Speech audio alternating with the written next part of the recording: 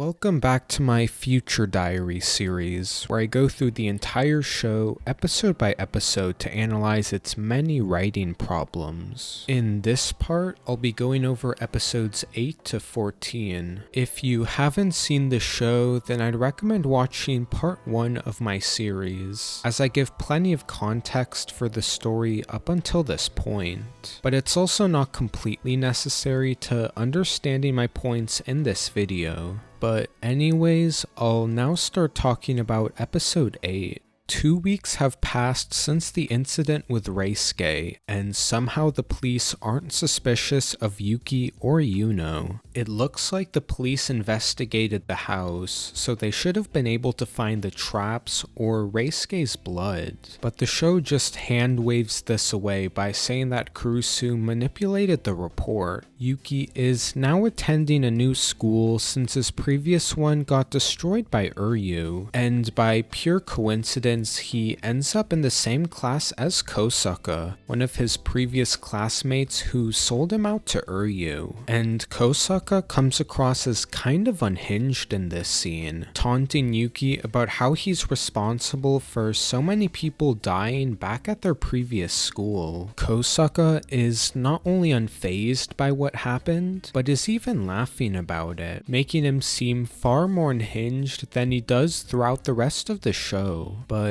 anyways, they soon meet a pair of students named Hinata and Mao. The two girls are planning to check out a nearby crime scene, and they invite Yuki and Kosaka to tag along. Yuno also joins the group, although it's made very clear that she doesn't like Yuki's new friends. The group sneaks into the park where the murders took place, and suddenly we cut from a bloody crime scene to the group messing around. This was one of the funniest moments of the show, and I'm still not sure if it was intentional. Eventually, Hinata goes off on her own, and she's seemingly killed by a group of dogs with metal teeth. But before the dogs can attack the rest of the group, they're saved by a boy named Akise, who's also one of Yuki's classmates. After Akise leads the group to a nearby building, he explains what exactly he's doing here. Akise has been investigating Yuki due to his involvement in many suspicious events, referencing the serial killer, Uryu, and Tsubaki's cult. And looking back on this scene, I'm not sure why Akise chose to reveal all of this information. At this point, he barely knows Yuki, and he gains virtually no benefit from revealing this information. It just seems like a forced way to give exposition for why Akise is interested in Yuki. But suddenly, the group is interrupted by the dogs, who are trying to enter the building through a series of large windows, all of which are extremely loose for some reason. And since the group doesn't know which windows to hold shut and when, the only option is for Yuki to use his diary and relay the information to the group. But Yuki isn't sure if he wants to use the diary in front of his classmates. Not because he's worried about attracting any more users, but because he's worried that his classmates will stop being his friends. Which is a terrible reason, considering that the only other option is death. But despite his initial hesitation, Yuki tells his classmates which windows to hold shut, which eventually leads to the dogs leaving the area. Kosaka asks Yuki how he was able to do all of this, and without hesitation, Yuki explains to Kosaka what a future diary is. Just a few minutes ago, Yuki was terrified of these people learning that he's a diary user, yet he's now willing to trust them just like that. It especially doesn't make sense with Kosaka, who left Yuki to die a few episodes ago. And right after Yuki reveals this information, Mao snatches his phone and holds a knife to his throat. Hinata then enters the building, revealing that she's not only alive, but was planning to betray Yuki this entire time. Although Hinata makes it clear that her true objective isn't Yuki, but Akise, who she believes has a future diary diary of his own. This creates the question of how Yuki didn't know Hinata was alive. Hinata says that she prepared a fake body to trick Akise into thinking she's dead,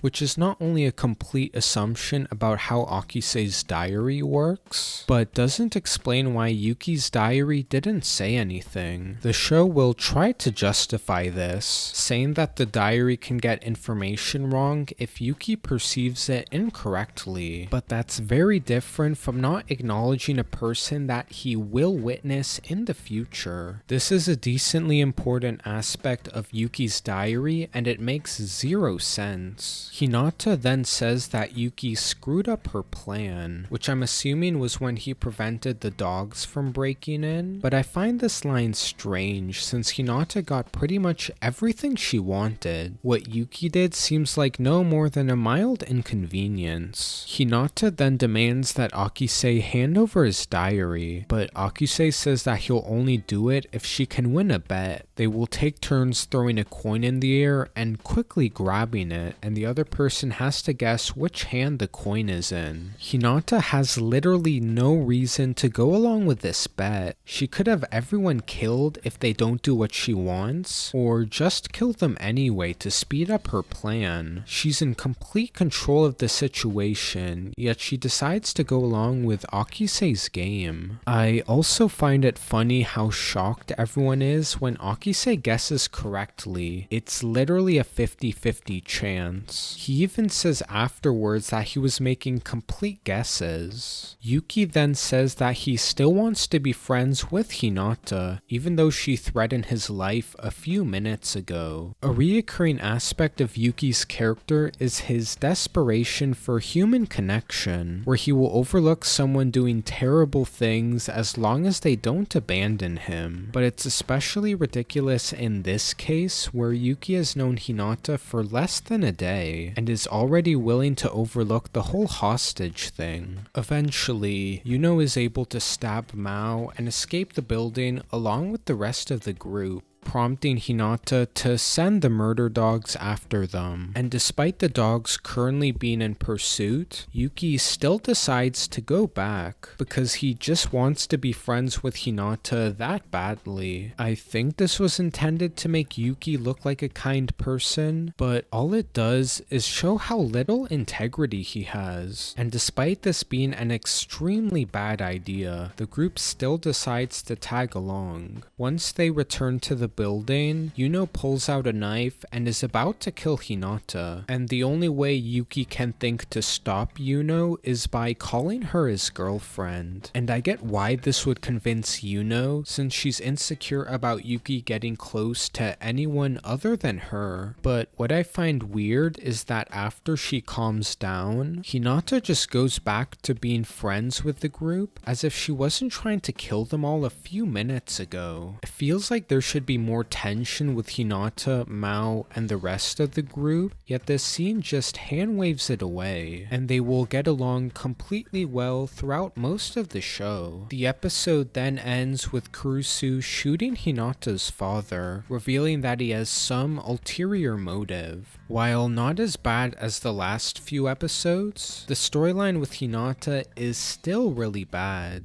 Even more stupid decisions are made, and the whole friendship subplot is ridiculous. Yet the next storyline will reach even lower lows. In the next episode, we see Yuno digging a massive hole in her backyard in order to hide the mysterious corpses. Although after a point, she seems to forget why she's even doing this. We then cut to a flashback before the first episode, where Uryu is being pursued by Third, the serial killer teacher from a couple episodes ago. She attempts to kill Third by using firearms and explosives, but his jacket is able to defend himself from both. Not only that, but he shows no signs of injury or damage to his clothing. Ignoring how this jacket breaks the laws of reality, I wonder how Third was able to obtain this jacket, as I doubt such powerful technology would be easily accessible. While trying to escape the building, Uryu accidentally runs into Nishijima, the same cop who works with Kurusu. And since Uryu is a wanted terrorist, Nishijima handcuffs Uryu to himself. Which brings me to one of the most embarrassing plot points in the entire series, where Future Diary will not only gaslight the viewer into thinking that Uryu is a good person, but will attempt to create romantic chemistry between her and Nishijima, and it's just as ridiculous as it sounds. While the two are hiding in an abandoned building, Uryu accidentally gets her clothes wet. So Nishijima suggests that she changes into clothes that were left in the building, and I guess this is supposed to explain how Uryu got the dress from episode 2, but it doesn't explain why she was wearing it that entire time instead of getting some new clothes. Nishijima then tells Uryu that she looks cute, which is a really bizarre moment. Although this was before Uryu blew up a middle school, she's still a wanted terrorist. So writing a police officer to immediately fall in love with her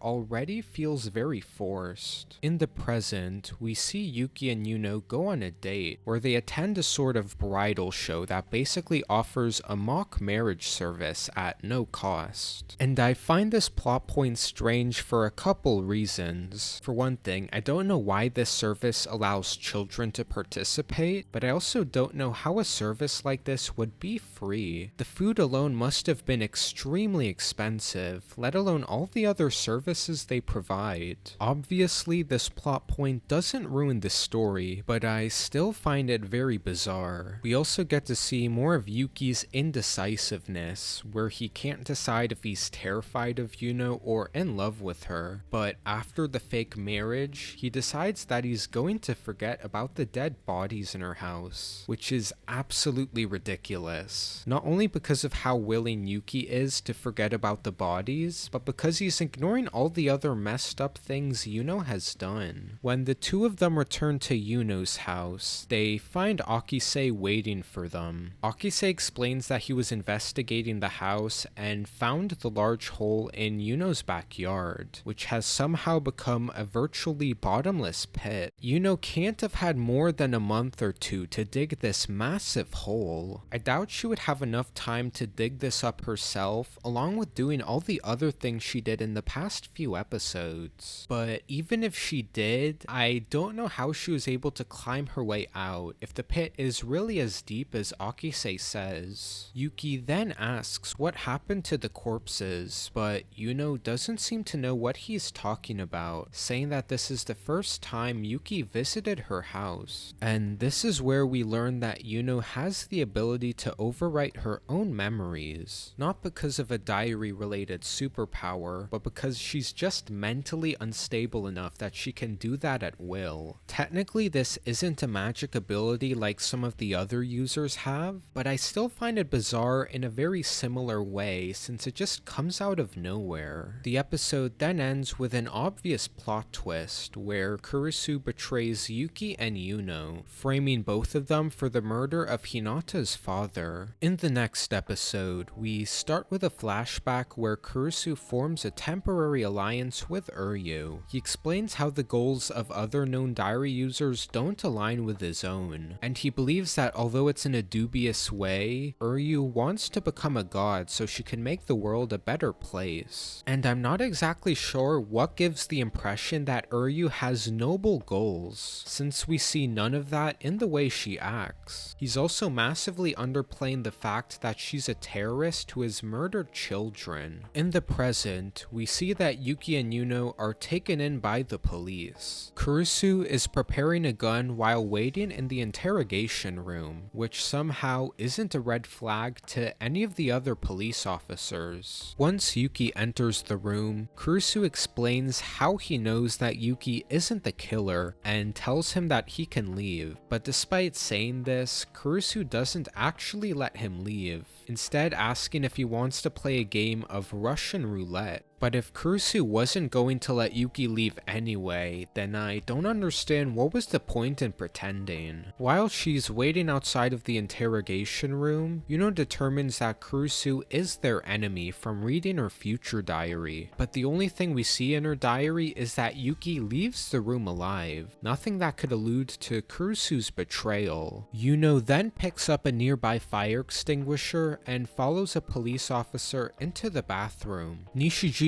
sees all of this and doesn't react until he hears Yuno attack his co-worker. Just like Kurusu, Nishijima is depicted as extremely incompetent for no reason. Kurusu says that it would be a bad idea to kill Yuki right here since it would get him arrested, yet he tries to kill Yuki anyway. Yuno rushes into the room and shoots Kurusu with a gun she stole. We see that Yuno has extremely good aim since she shot Kurusu's ear and the gun out of his hand, yet she doesn't aim for the head with her remaining shots, instead shooting him in the chest multiple times. She should have realized that he was wearing a vest due to the lack of blood, yet she's none the wiser. Yuno was also able to shoot Kurusu's ear off. Admittedly, I don't know much about firearms, but I'm pretty sure that a small revolver isn't powerful enough to do that in a single shot. But anyways, Yuno takes Nishijima hostage to help her and Yuki escape. They're almost stopped by a group of armed officers, but Yuki panics and shoots one of them, and for whatever reason the other officers don't immediately open fire. Soon after Yuki and Yuno left, Kurusu says that his vest was useless, and I don't know what he's talking about since he would literally be dead if he didn't wear it. We also learn that Kurusu did all of this so Yuki and Yuno would become criminals and get hunted down by the police, which not only relies on Yuno obtaining a weapon from another cop, but the interrogation room having no cameras, both of which are extremely unlikely. Following the shooting, Yuki and Yuno are hiding in a shack outside of a hospital. The two of them spot Kurusu's wife enter the hospital and decides to investigate. I didn't mention this earlier, but at the fake marriage place, Yuki and Yuno met Kurusu's wife who just happened to work there. And by complete coincidence, Yuki and Yuno chose to hide outside of the same place where Kurusu's wife would be. But after they follow Kurusu's wife into the hospital, Yuki and Yuno realize that they fell into a trap set by Uryu. And I get that she's now in an alliance with Kurusu, but it's really strange that Uryu is willing to kill the same people whose lives she saved a couple episodes ago. Yuki accidentally sets off one of Uryu's bombs, and the floor collapses on both sides of where they're standing, and for some reason the show acts like they're in danger, even though the holes only look to be a few feet deep.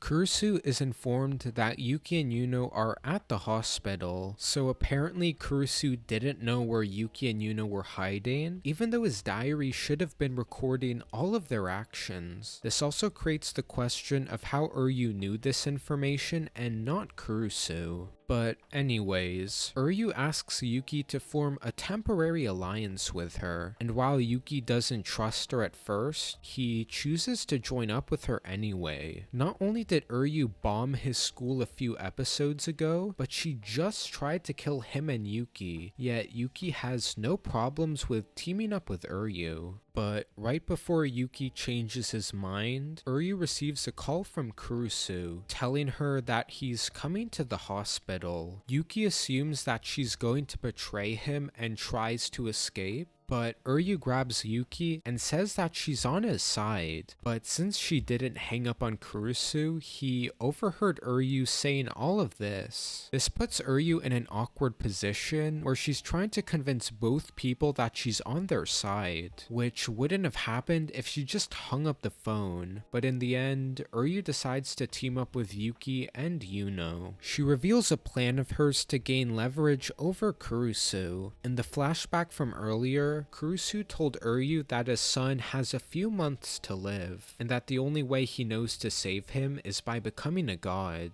And since they're in the exact hospital with Kurusu's family, Uryu can use them as hostages. At the start of the next episode, we get a quick inner monologue from Yuki. He acknowledges that Yuno is an obsessive stalker, but he also finds her cute, so that apparently balances things out. Uryu then calls Kurusu in order to make the exchange, saying that they will release his family as long as Kurusu takes his own life, and an escape vehicle is prepared for Uryu. Not sure why Uryu needs a vehicle when she summoned a motorcycle a few episodes ago, but apparently she lost this power off screen. Kurusu then refuses Uryu's demand, saying that his son is already dying, and that the only way he can truly save him is by winning this death game. And there are multiple problems with this one line of dialogue.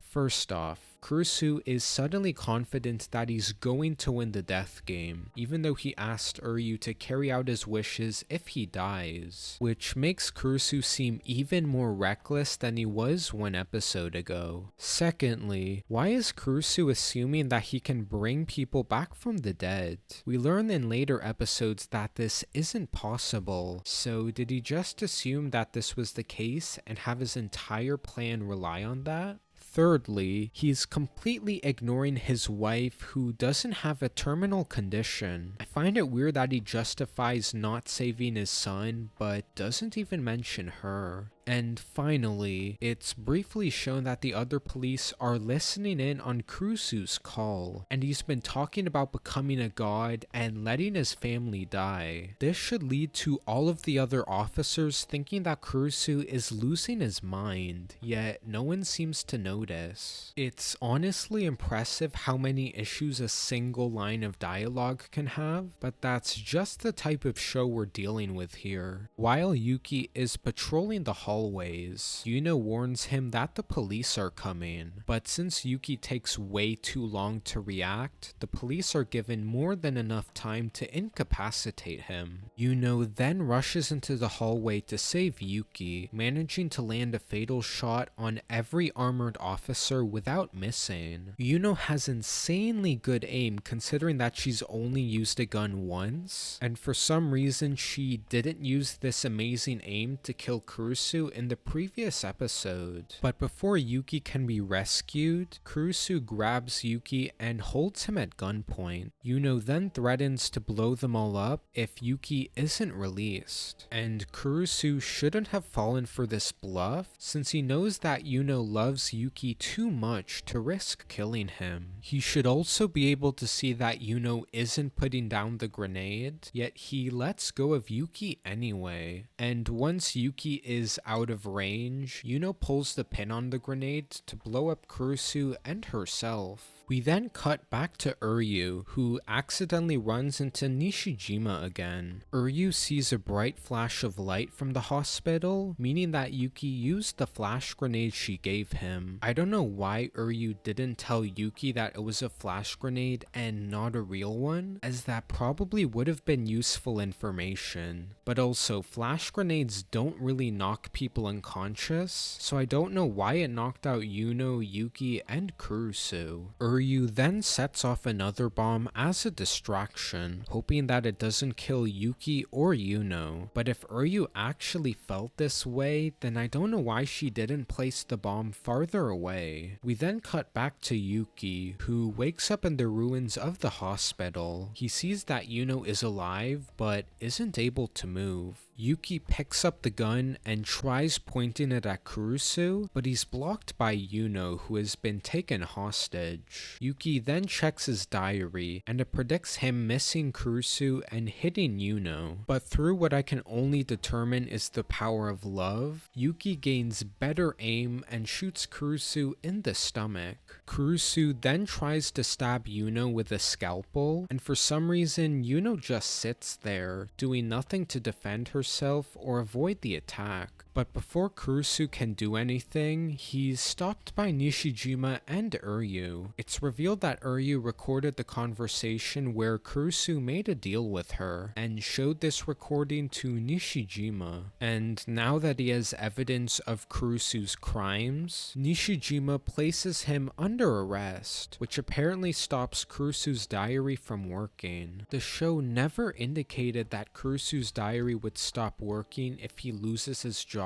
or gets arrested, so this feels like a pretty contrived way to defeat him. But now that Kurusu has lost, he decides to take his own life by breaking his diary, and unlike other diaries that kill their users almost immediately, Kurusu is given plenty of time to say his final words. He asks Uryu to take care of his family, and he also apologizes to Yuki for what he has done, telling him to keep on living, which is pretty funny since he's been trying to kill Yuki this entire time, and for whatever reason, Yuki seems sad as Kurusu dies, as if they've had such a deep connection up until this point. We then cut to a week later, where Yuki and Yuno are facing zero repercussions for their actions. They should be in massive trouble for shooting multiple police officers, yet the only explanation we get is that Nishijima cleared their names, and that the one person who Yuki shot is still alive. And this still doesn't account for all the officers Yuno shot. Even if some of them survived, shooting police officers is an extremely serious crime, yet the show gives the impression that Yuki and Yuno are facing zero consequences. This show never fails to surprise me with how poorly written it is. Kurusu is at peak stupidity, the romance is as frustrating as always, and logic is regularly thrown out the window so the story can happen. I'm not sure I'd call this storyline the worst of the show, but it's definitely up there. At the start of the next episode, we see a brief conversation between Murmur and Deus. Deus is surprised by Kurusu's sudden death, saying that he was very likely to have won the death game, and Murmur explains that Kurusu was too capable to keep the game balanced, so she gave Kurusu an early diagnosis for his son's condition, explaining why he suddenly started killing people in the last few episodes.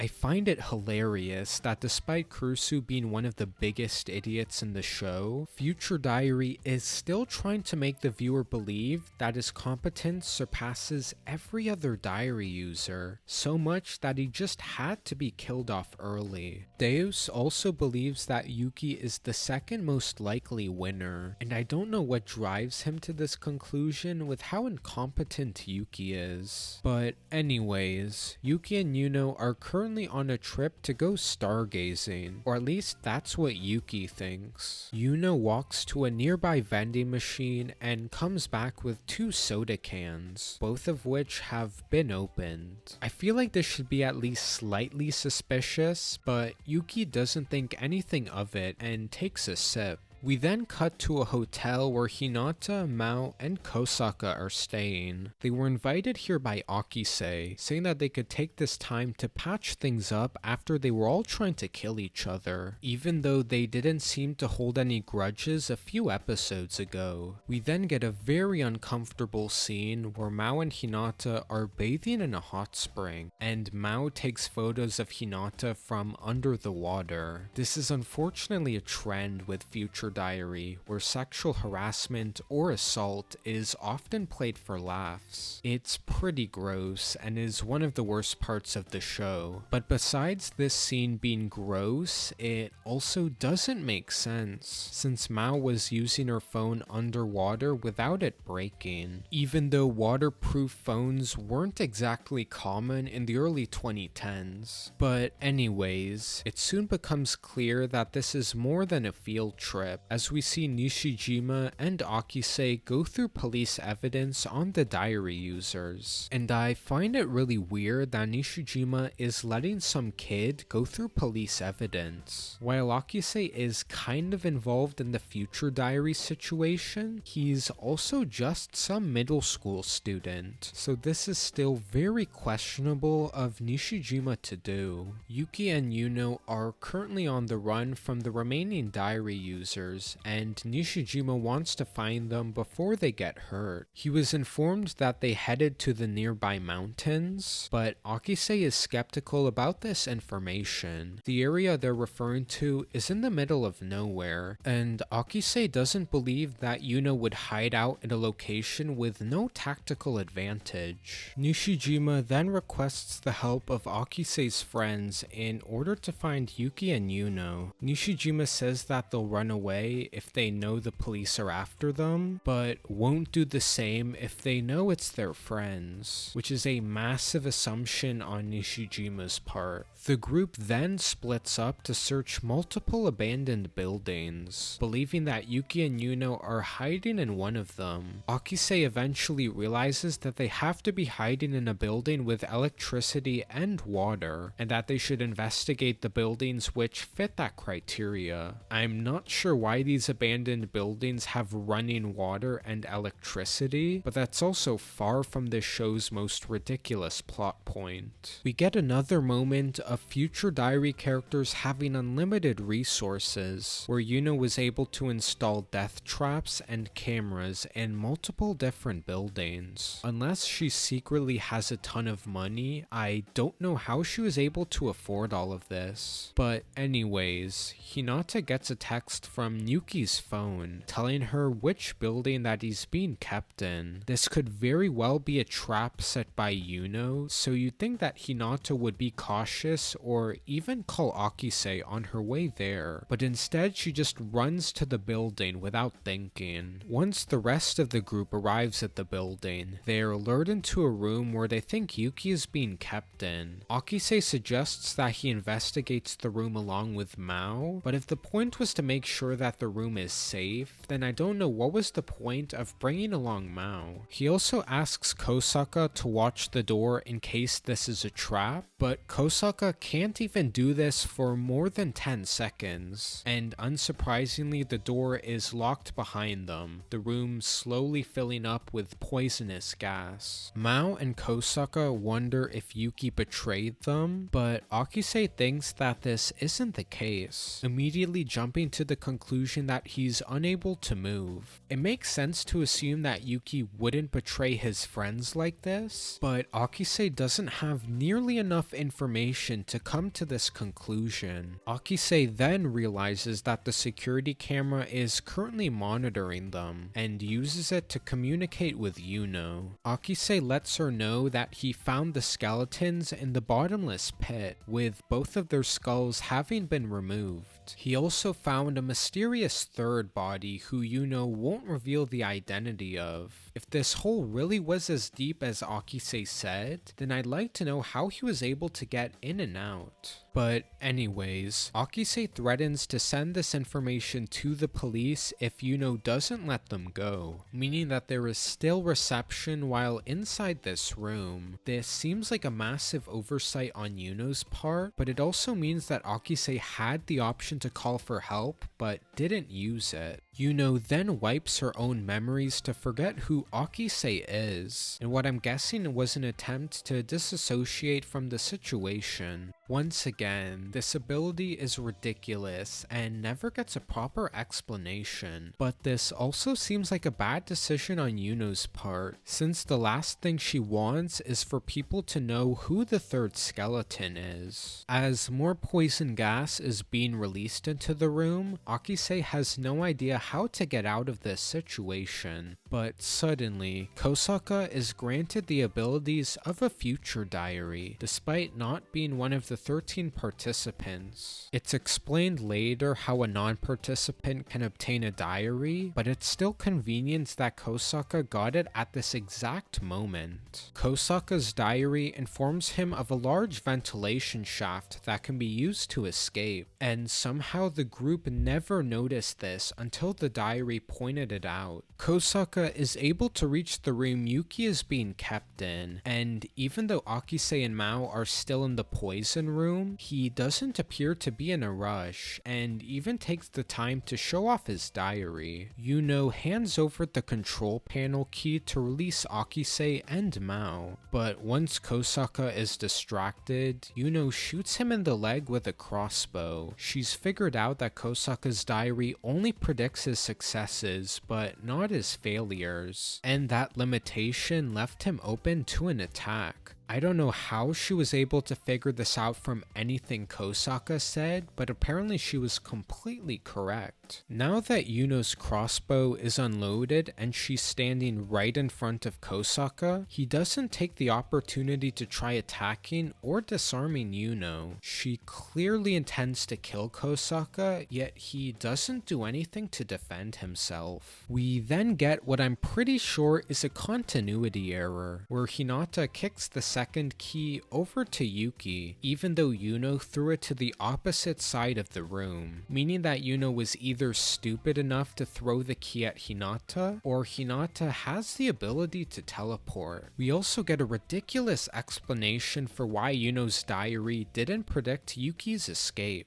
Since Hinata was the one to give Yuki the key, Yuno's diary didn't register that as one of Yuki's actions, even though Yuki is the one being given the key and using it to break out of the restraints. The episode then ends with Yuki leaving the building along with his friends, leaving Yuno completely alone. While there wasn't too much to discuss about these episodes compared to the Kurusu storyline, it's just as dependent on contrivance and characters making stupid decisions, yet the show will only get worse in its following episodes. But anyways, that's it for the second part of my future diary analysis. The third part of this series should be out soon since I've already finished the script for it, but if you think that there's anything I missed or got wrong, then feel free to let me know in the comments. Anyways, that's about it.